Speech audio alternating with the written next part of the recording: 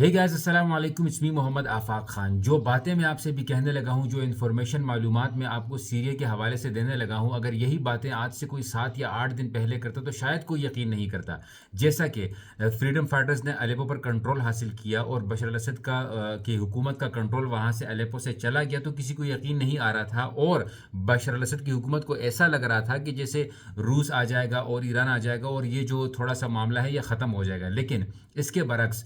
کل کیا ہوا کہ ایک 5واں سب سے بڑا شہر حما، وہاں پر بھی فریڈم فائٹرز نے مکمل طور پر کنٹرول حاصل کر لیا۔ بشار الاسد کی حکومت و فوج نے وہاں سے بھی وڈرا کر لیا اور پورا کا پورا کنٹرول جو ہے وہ فریڈم فائٹرز کے HTS کے ہاتھوں میں جا چکا ہے۔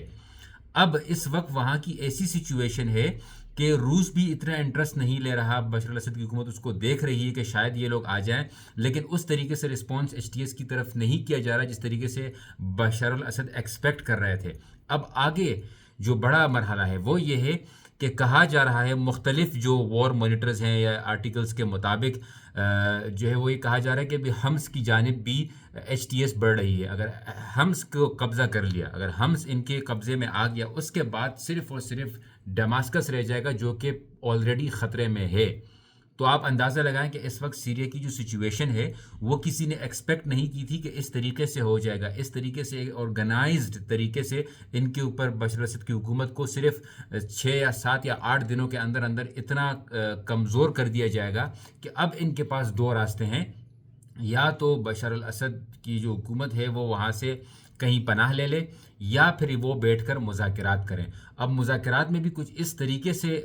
جو ہے وہ باتیں سامنے رکھی جائیں گی، کیونکہ اس وقت HTS زیادہ کنٹرول میں ہے، وہ زیادہ پاور میں ہے، وہ زیادہ جگہوں پر قبضے کر چکے ہیں، تو اسی وجہ سے اب ان کی بات جو ہے وہ زیادہ مانی جا سکتی ہے۔ البتہ جو کہا جا رہا ہے کہ عراق کی فوج گئی تھی تو وہ بھی صرف اور صرف اس لیے گئی تھی کہ ہماری بارڈر کی طرف یہ جنگ نہ آ جائے، وہ صرف اپنے بارڈر کو کنٹرول کرنے کے لیے گئی تھی، اس کے علاوہ اور کوئی وجہ نہیں تھی۔ میں اس پہ پہلے بھی ایک بہت ڈیٹیلڈ ویڈیو بنا چکا ہوں، لیکن بدقسمتی سے اب میں اس ویڈیو میں باقی کلپس یا اسکرین شاٹس نہیں لگا سکتا، کیونکہ میری پچھلی ویڈیو کو یوٹیوب نے اڑا دیا، اسٹرائک لگا دی، مونیٹائزیشن بھی بند کر دی۔ اس سے اتنا فرق تو نہیں پڑتا، مونیٹائزیشن سے کوئی اس طرح کوئی کروڑوں روپے نہیں آ رہے تھے، لیکن انسان کو فرق پڑتا ہے جب ایک محنت کرتا ہے، ریسرچ کرتا ہے، ویڈیو بناتا ہے، وہ ڈیلیٹ ہو جاتی ہے۔ اس وجہ سے میں نے ایک اور چینل بھی بنایا محمد آفاق خان ولاگس کے نام سے، میرا واٹس ایپ چینل ہے، وہاں پر بھی میں یہ ویڈیوز کی لنکس وغیرہ شیئر کروں گا، فیس بک پیج پر بھی شیئر کروں گا، تاکہ آپ تک تمام کی تمام معلومات جو ہے وہ آتی رہیں۔ ایک سوال بہت کیا جا رہا ہے کہ کس طریقے سے اچانک یہ جو HTS اتنی زیادہ پاورفل ہو گئی، تو اس کی سب سے بڑی وجہ یہ ہے کہ انہوں نے کی پوائنٹس پر جو ہے وہ کنٹرول حاصل کیا ہوا ہے، باقاعدہ بیسس پر کنٹرول حاصل کیا ہوا ہے۔ ایئرپورٹ جہاں سے انہی کے اوپر جو ہے وہ حملے ہوا کرتے تھے حکومت کی جانب سے، اس پہ کنٹرول حاصل کیا ہوا ہے۔ اسی طریقے سے موٹر وے، بڑے بڑے جو موٹر وے ہیں حمس اور حما والے اور یہ ڈماسکس والے، یہاں پر بھی تقریباً ان کا قبضہ آ چکا ہے، جس کی وجہ سے اس وقت بشار الاسد کی حکومت مکمل طور پر فیلئر ہے۔ آگے یہ کہا جا رہا ہے کہ جب ڈماسکس کی طرف آ گئے تو ایک انفارمیشن میں آپ کو دے چلوں کہ ڈماسکس سے جو فلسطین ہے وہ تقریباً 193 مائلز، تقریباً 4.5 گھنٹوں کا جو ہے وہ راستہ ہے بائی روڈ۔ تو یہ بھی ایک بہت ہی کی اسپیکٹ ہو سکتا ہے اس تمام کے تمام سینیریو میں۔ تو اس وقت بس آپ سب نے یہی کرنا ہے کہ ان خبروں پر نظر رکھنی ہے۔ کچھ ٹویٹر پہ ہے، چارلس اینسٹن کے نام سے میرے خیال میں، یہ بہت بڑی ریسرچ کی ہے انہوں نے سیریا کے وار پہ پچھلے 14-15 سالوں سے۔ ان کی انفارمیشن جو ہوتی ہے وہ بڑی ایکوریٹ ہوتی ہے۔ باقی اس طرح کے کچھ نیوز آرٹیکلز ہیں foreignpolicy.com کے نام سے میرے خیال میں، یہ بھی بہت اچھی اس کے اوپر آرٹیکلز لکھ رہے ہیں جو کہ آپ کو